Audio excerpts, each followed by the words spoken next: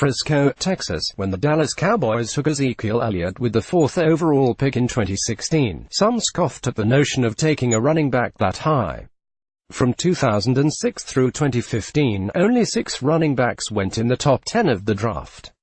Adrian Peterson, the No. 7 overall pick in 2007 to the Minnesota Vikings, was the best based on career success. In 2012, the Cleveland Browns took Trent Richardson number 3 overall, and he was traded in his second season and was playing in the AAF earlier this spring. In the past 3 seasons, no running back has as many carries 868 or yards 4,048 as Elliott, and he missed 6 games because of a suspension in 2017 and was held out of the season finales in both 2016 and 18. Elliott turns 24 in July, and the Cowboys recently exercised the 5th-year option on his contract for 2020 for $9.09 million, but Executive Vice President Stephen Jones said the goal is to eventually sign the star running back to a contract extension. The Cowboys selected Tony Pollard in the 4th round and Mike Weber in the 7th round of last week's draft, not so much to replace Elliott but to preserve him, knowing that a running back has a relatively short shelf life in the NFL. "We need some good running back skill behind Zeke," Cowboys owner and general manager Jerry Jones said. "That covers a lot of ground if you talk about what we're doing with Zeke, but prudence tells you, you need to manage this, and these guys let us manage Zeke in a manner of speaking." In his 3 seasons, Elliott has won 2 NFL rushing titles, just like the Hall of Famer Emmitt Smith did in his first 3 seasons.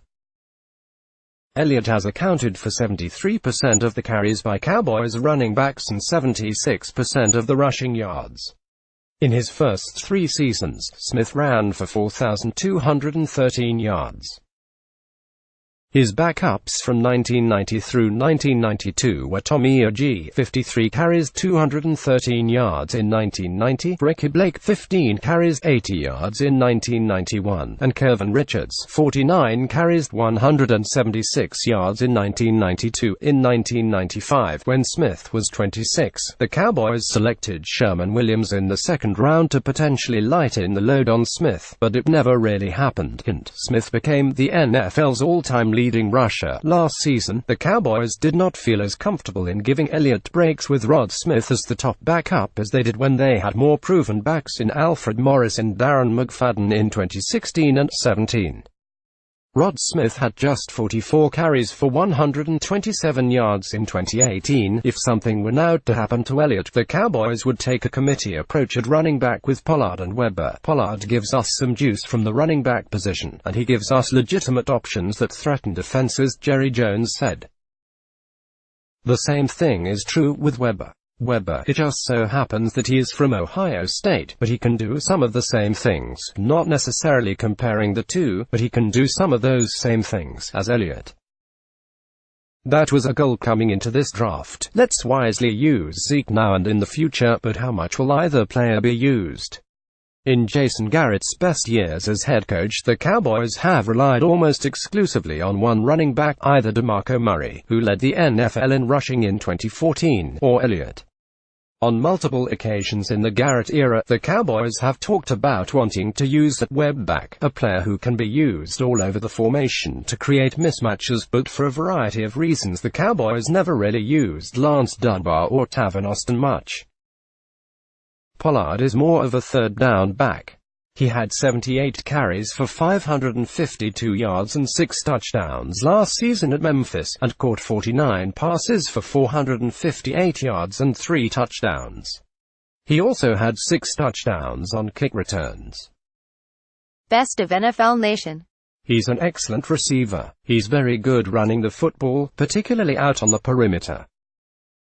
We also feel he can run the ball inside, and he's an outstanding special teams player, not only a great returner, a lot of great returns for touchdowns, but we also believe he can be a 4-phase player on special teams.